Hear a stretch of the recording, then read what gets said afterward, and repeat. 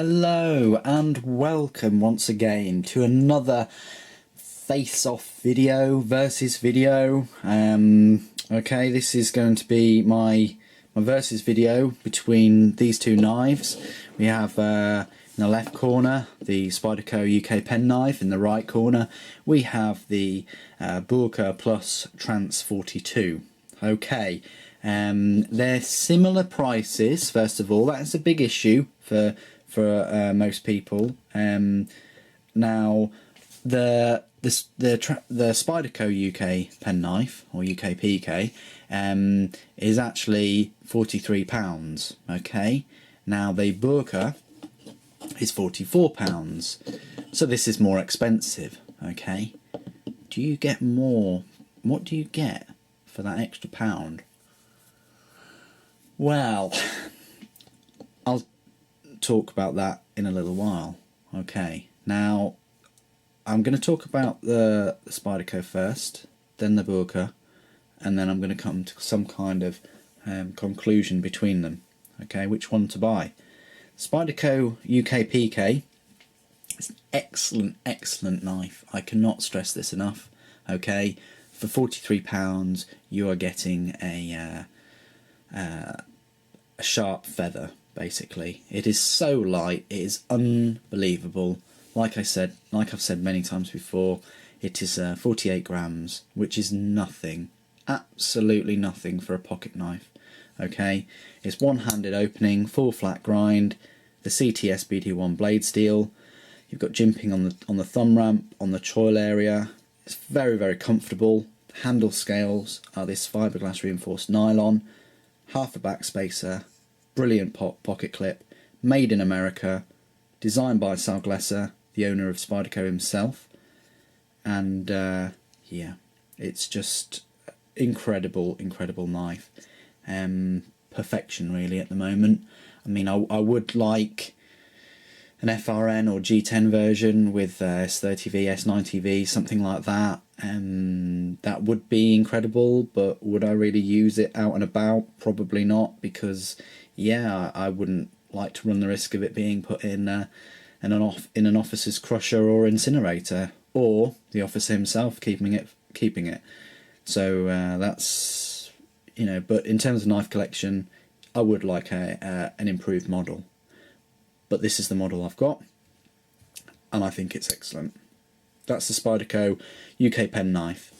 The Böker, on the other hand, the Böker Plus Trance 42, it is not a Sal Glesser design. It is a Chad Los Banos knife design. He's quite a famous knife designer. He's done quite a few decent knife designs. Okay, and this one, it's a flip. Is it a flipper?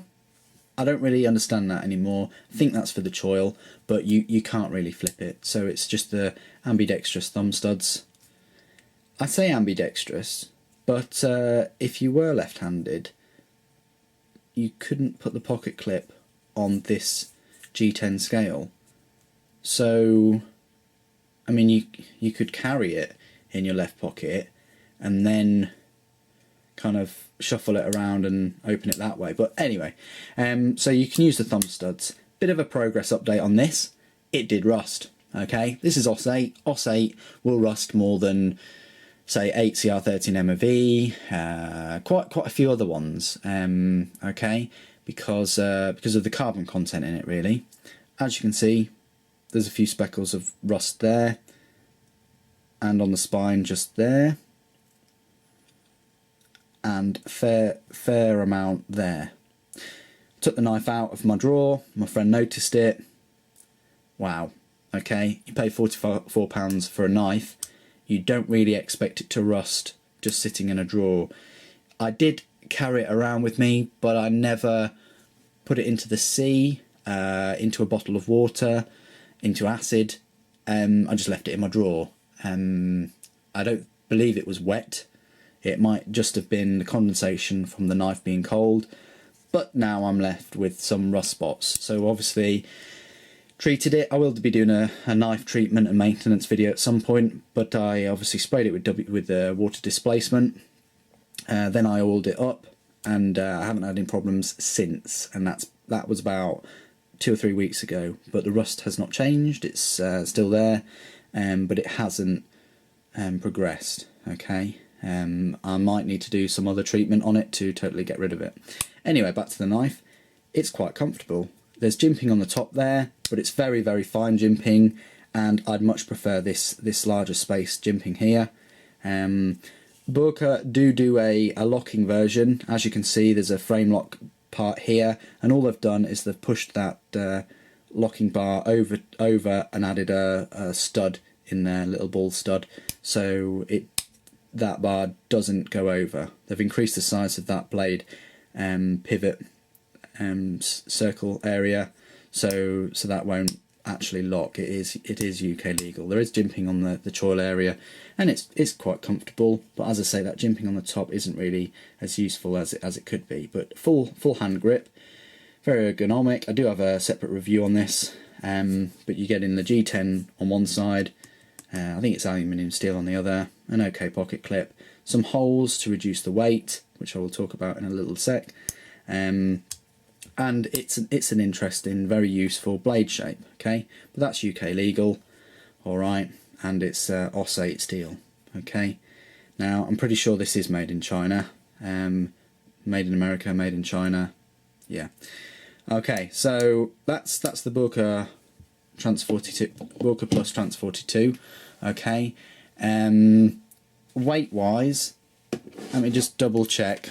I don't want to have it changed as what it's advertised, and that could be wrong. Now this weighs in at a whopping 91.7 grams or 3.24 ounces, which is quite weighty, really. 90 grams as opposed to 48. Okay, so you're looking at what, half the weight more or less on the UKPK. Deployment's fine. It stops at 90 degrees and then locks up there. Okay. One thing I would say is if you're closing it like this, be careful, because when you close it, your finger skin can get, or fat can get trapped in between this little frame lock area, and it can pinch you. Okay, it's just something worth mentioning. That G10 just isn't grippy whatsoever, but the cutouts do add some texturing to it to hold it. Okay, now for the money, I'd pick the Spyderco UK penknife. With all Spydercos I've ever bought, obviously it's very biased. I've bought them all. I've never been given one. I've never been loaned one or lent one. I've bought them all, and with all of them, I've always been. They've surpassed my expectations. Okay, with other knife makers and knives, some haven't. They have not met my expectations, and I've been quite disappointed. Okay, but Spyderco in general, and this knife particularly, obviously exceeded my expectations, and that's why I rate it so highly, especially as it is UK legal to carry, and it's just a very decent knife for the money. Now this Böker Plus, yes, it's designed by a very decent knife designer.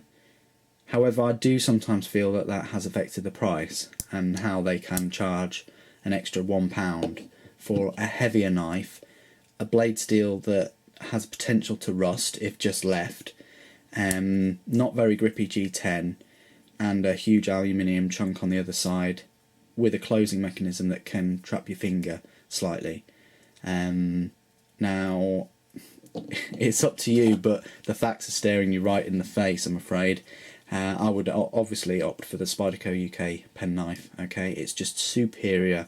The blade steel, the comfortability, the blade shape now with the full flat grind. It's just the pocket clip, even the weight. It's just there's just so many positives over this Trance 42. Not trying to take anything away from Trance 42. It's an okay knife, and if you were to buy one, remember it is slightly more than the UK penknife. You just have to be careful of rust. Okay, you just have to watch out for that rust, because OS8 steel is normally a good steel. You can get it very, very sharp, But that's just something to watch out for. But I hope that's made up your mind as well, because the last thing you want is to look at separate reviews of knives and then buy one and then come up against lots of barriers and problems with it, because that 40 or 50 or £100 that you've spent your hard-earned money on is now pretty much redundant, unless you want to sell a knife on, and that can be quite tricky in the UK. Anyway, there you go. That's the video. Please definitely do. I can't stress it enough. Put your comments in below. You don't have to be a subscriber or favourite my videos or anything like that. Just put your comments below and explain your experiences with both of these knives, your opinions, why you think one's better than the other. Don't just put, I like the Spyderco more. Just put why. Give your reasons. Give good reasons, okay? And people will chip in and either support, or you'll just create a debate about them, okay? And that's what I'm aiming for. But in terms of which one I'd go for, it's clearly quite obvious. And I hope that's helped you decide to spend your own money. All right? Anyway, thanks for watching. Take care.